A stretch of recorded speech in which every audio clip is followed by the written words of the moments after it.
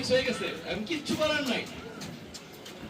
আছে রাস্তা, আছে রাস্তা নাই। সো এই জন্য আপনাকে ন্যাচারাল পেস্ট ব্যবহার করতেই হবে, কোনো কিছু রাস্তা নাই, এই জায়গায় যেতে হবে। সো আমরা যদি যাই সিম্পল কোম্পানি স্টেবিলিটি, আমি বারবার বলছি যে মিনিমাম 10 দেশে থাকা লাগবে। আলহামদুলিল্লাহ ডিএক্সএন 200 দেশে আছে। ডাইরেক্ট সেলিং কোম্পানির মধ্যে কয় দেশে থাকা লাগবে? 10 দেশে। ডিএক্সএন আছে কয় দেশে? 200 দেশে। তারপরে প্রোডাক্ট সুপিরিয়রিটি, মানে কি প্রোডাক্ট থাকতে হবে ন্যাচারাল। আল্লাহ দুনিয়াতে যেভাবে আমাদের পাঠাইছে ন্যাচারাল, ওই খাবারও খাইতে হবে ন্যাচারাল, মানে খাবারের মধ্যে ভেজাল থাকা যাবে না। আর প্ল্যান থাকতে হবে সিম্পল, মানে এইরকম কাজ যে আপনি যদি মাসে 50,000 টাকার মাল না কিনেন তাহলে হবে না, না সিম্পল হতে হবে। আমার তো বাৎসরিক প্রত্যেক মাসে 2.5 থেকে 3 লাখ টাকা আমি গভর্নমেন্টকে ট্যাক্স দিচ্ছি। কত টাকা?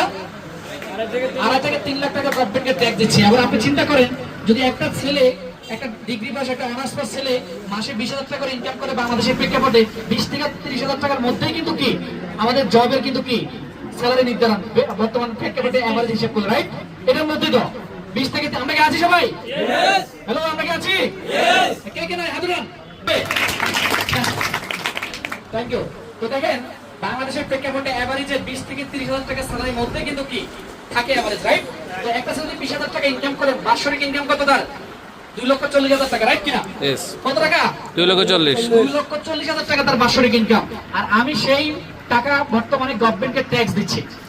তাহলে আপনি যে জবটাকে সোনা হরিণ মনে করছেন, আমি সেই মানে স্যালারিটা আমি গভর্নমেন্টকে ট্যাক্স দিচ্ছি। তো আমি গত বছর আমার বিজনেসটাকে ভালোবেসে, আমার কাজটাকে ভালোবেসে এবং ডিএক্সএন এর কোম্পানির যে সিস্টেম, সেই সিস্টেমকে ফলো করে আমি প্রায় 30 লাখ টাকার মতো বিজনেসে ইনভেস্ট করছি। কত টাকা? প্রায় 30 লাখ টাকার মতো বিজনেসে ইনভেস্ট করছি। ব্যবসাকে ব্যবসা মনে করতে হবে। এটা যেমন ফ্রি ব্যবসা, এটা আবার ইনভেস্টর ব্যবসা, যদি আপনি ব্যবসাকে ব্যবসা মনে করেন। এখন এই 30 লাখ টাকা ইনভেস্ট কিভাবে হয়েছে? এখন এটা কোন সিস্টেমে ব্যবসা ইনভেস্ট হয়েছে? এটা আমার বিজনেস পারপাসে ইনভেস্ট হয়েছে। না বুঝেন না ব্যাপারটা? একটা যখন বিল্ডিং করে মানুষ, তখন প্রথমে কি করে? ইনভেস্ট করে, রাইট কিনা? এরপর এটা ভোগ করে, রাইট? তা আমি কিন্তু এখন বিজনেসের কিন্তু একটা সিস্টেম তৈরি করেছি। এই সিস্টেম তৈরি করতে আমার 30 লাখ টাকা গত 1.5 বছরে খরচ হয়েছে। কত টাকা?